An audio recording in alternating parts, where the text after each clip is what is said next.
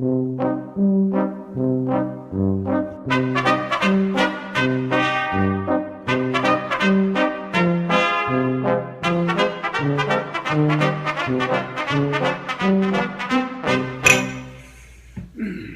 it going? Good? That's good. Not good? That's not good. This is Canuck Critiques. I am the Clutch Canuck, along with my co-host, the bodacious Barnaby. So, what is this channel about? Well, it's about video games, just like a million other channels. But I tend to focus on the video games that kind of get shoved under the rug, if you know what I mean.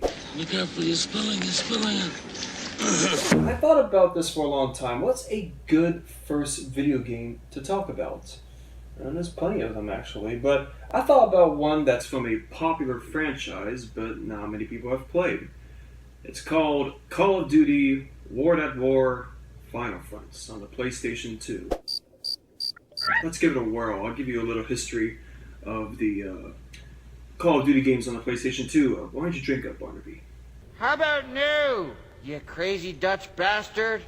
There were 4 Call of Duty games released on the PlayStation 2. Call of Duty Finest Hour, Call of Duty 2 Big Red One, Call of Duty 3, and Call of Duty War at War Final Front. Now, it should be noted that I've never played Call of Duty 3 on the PlayStation 2. Even to this day, never touched the stuff. Very briefly, I did own a PlayStation 3 and played it on that instead. And quite frankly, Call of Duty 3 on the PlayStation 3, no great shakes.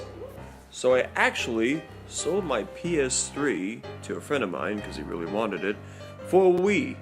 That's a damn stupid thing to do. Now let me get one thing out of the way. The Wii was a fine console, and honestly I got no problem with it. But 1 month after I made that little switcheroo, Modern Warfare came out, and I definitely would have had some second guesses now. Well, I kind of distanced myself from Call of Duty for a while. I was content with the Wii and Nintendo and GameCube and all the other crap. But I was always open for another PlayStation 2 Call of Duty game. I welcomed it with open legs. Had to wait a while though, but finally got my wish with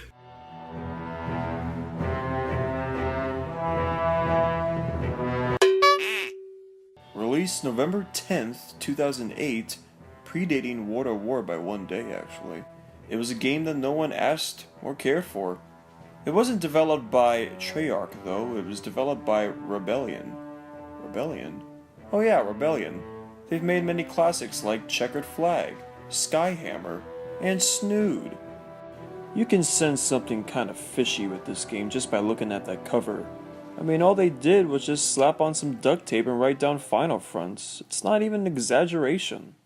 It just reeks of laziness. Not only is the front cover the same, the back as well. I mean, look at that. Why even call it Final Fronts anyway if you're just going to copy the front and back cover of another game? And guess what else? There's a greatest hits version. Really proving that that label means nothing. Nothing. Okay, enough talking. I got my controller, I got my TV, I got Barnaby, and I got a bad feeling about this. Well, the opening cutscene is promising enough. The old footage is a nice touch, and right away it's on even playing field with War at War. It just has me wondering how the game is going to look.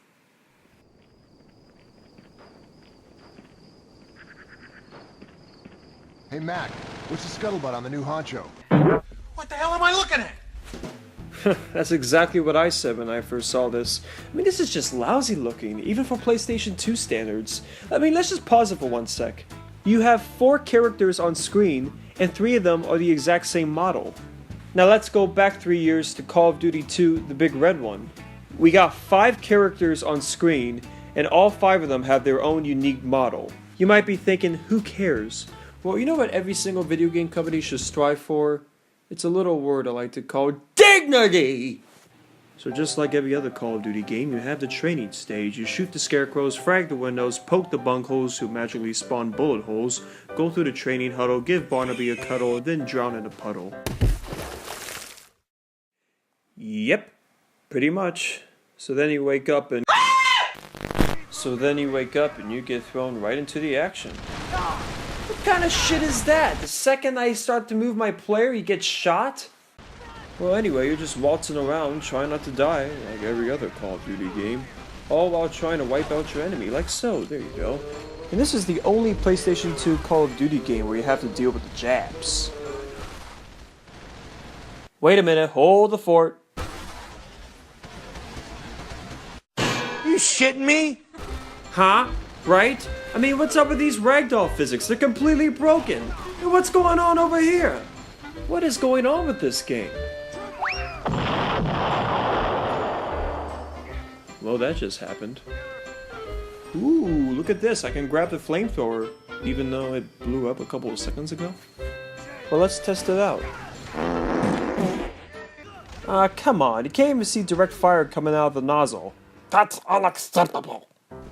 Ugh, this is just a headache. Alright, you blow this up, you hold down the fort. Okay, you beat the first level. Level 2, you're invading a beach, just like in World of War. Oh golly, look at that beautiful blue sky. You know, if you're making a war game, you should make your sky look kinda gritty. Not like it came from a Call of Duty golf game. So when you land on the beach, you go through trench by trench, answering the Call of Duty. And you go in the bunker, shoot this guy, look to your right, and you blow this thing up. Okay, happy 4th of July. Level 3. Again, this is a copy of a World of War level. What's going on here?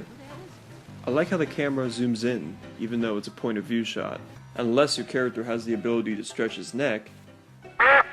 Imagine him telling it to his grandkids. You know what they called me in the war?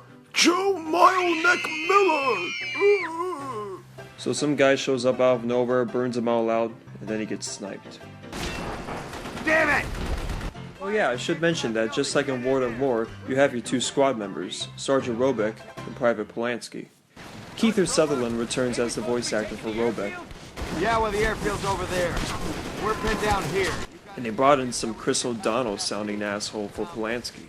I say we just give him Miller. That'll make him surrender for sure. And yeah, the sound quality is that bad in the game. Anyway, on this level, you shoot this guy, you shoot that guy, you perform an exorcism, you blow this up, and it's not fun! I'm not having a good time!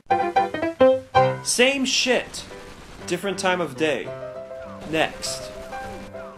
Oh, I died. I'm not even touching the ground! It's like when you die, you just flip 90 degrees. It looks stupid! Ugh. Okay, I'll try to keep my composure from here on out. Well, your two squad members start bickering back and forth. It's just riveting dialogue. My character stretches his neck out again. And by the way, listen to this audio here. Who's that over there? The 20 center? Jeez, looks like those guys are catching hell. No one's getting to the summit unless we count those guns. It's like, are you joking? Why is the audio so muffled? Again, if I gotta reference Big Red One, which came out 3 years earlier, it sounds much better. The deli back in the Bronx makes the best pastrami sandwiches you'll ever eat. Brooklyn, you ain't quite right. Kinda like your sister, huh, you friggin' hayseed? Go through a trench, go through a cave, go through a trench, go through a cave. Can something interesting happen, please?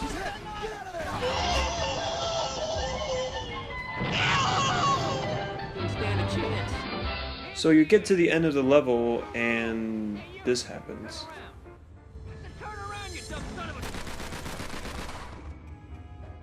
What? Why is this game so awkward? This doesn't feel like Call of Duty, it feels like a Lego game, especially with the way they move. And what's wrong? They're not allowed to say bitch? Son of a... Turn around, you dumb son of a... God damn, Polanski, you lucky son of a... He just said goddamn, so what's their problem with bitch? Ah well, fuck it. Hey, I recognize this. It's from the back cover. They sure could have used those filters from the back. And you're a different person, with different people, in a different country. To be honest, I don't mind this part of the game. At least it's something not from World of War. You still have to put up with the glitches and the ragdoll physics, but other than that...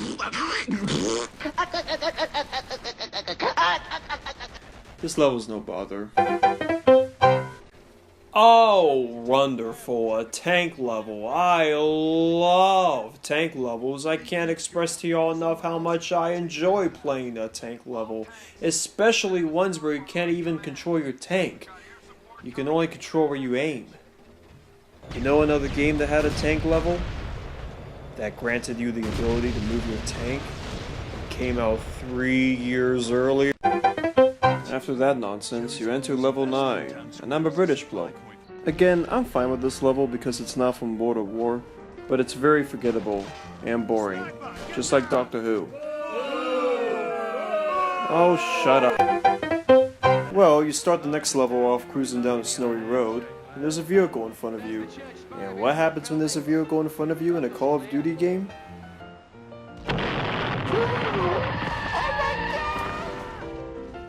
Interesting, this game has both a blackout and a whiteout. It's like it can't make up its mind. So you wake up in the bar and you shoot the Germans across the street. Go in here, you blow this up, job well done, okay. Another level where you gotta blow something up. It's just copy and pasting over and over again. Well, you know what, I got a little segment for y'all. Check it out. Okay, yeah, what a crowd. All right, here it is, everybody. The top 10, the top 10 real-life comments about Call of Duty World of War Final Fronts on YouTube. All right. I'm not doing this impression. Number 10.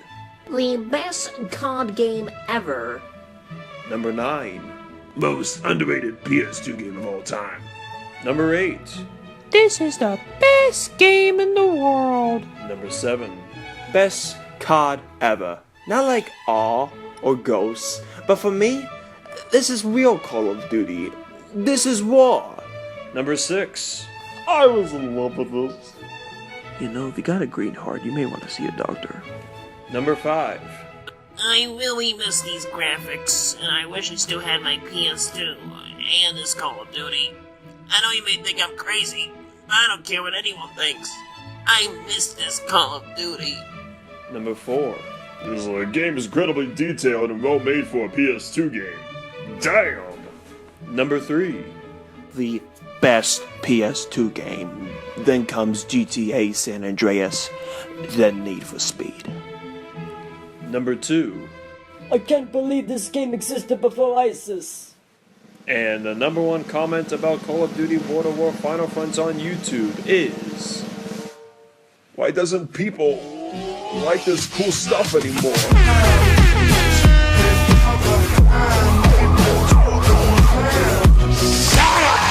Okay, order. Order in the court. We're almost done with this game. Let's just move on, okay? Okay. Oh, notice something? There's a vehicle in front of us. Alright, wait for it.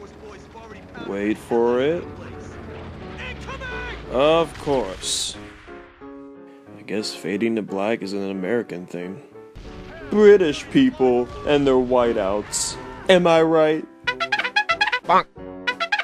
Okay, no more British jokes. You wake up, and then you clear the house, clear the streets, go inside a bunker, and then blow up a rocket ship. Oh my god. That rocket fell like a pen. Well, we're back in the Pacific again. Run around aimlessly, shoot whatever you see, you blow this up, you blow this out. Alright, okay, come on! Here we are, it's the last part of the last level. Yay, yay! All you gotta do is survive a couple bonsai charges, and that's it. You did it. Good job. And your character flies away. Literally. There's no unlockables or multiplayer, so this is the whole game. I mean, of course it is. Time for the final verdict. They should have never tied World at War into this game.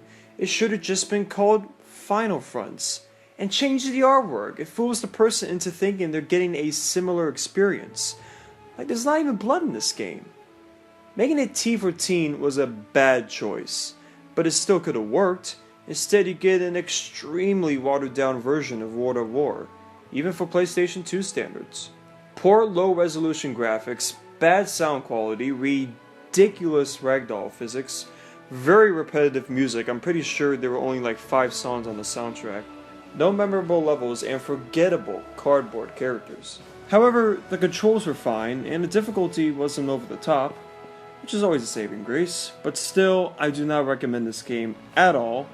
If I had to recommend a game, it's of course Call of Duty 2 Big Red One, which by the way, came out 3 years before Final Fronts. Out of a 10, I give Final Fronts a solid 3. I'm feeling generous. I'm sure there's a worse game on the PS2, I just haven't played it yet. That's where y'all come in. I like talking about stuff the average Joe gamer doesn't know about.